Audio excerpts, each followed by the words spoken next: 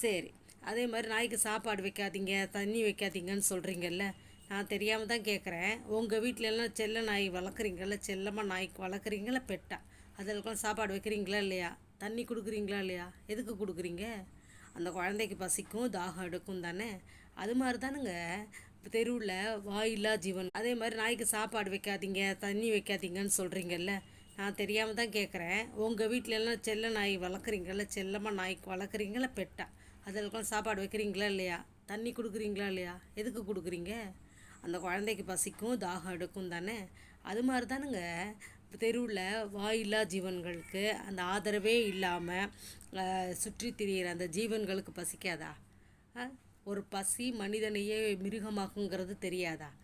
அதுங்களுக்கு ஒரு வேளை சாதம் ஒரு நாளைக்கு ஒரு வேளை சாப்பாடு போட்டு ஒரு தாகத்துக்கு கொஞ்சம் தண்ணி வச்சாலே போதுங்க. ஆயுஸ்க்கும் அந்த தெருக்கு காவலாக நிற்கும் அது.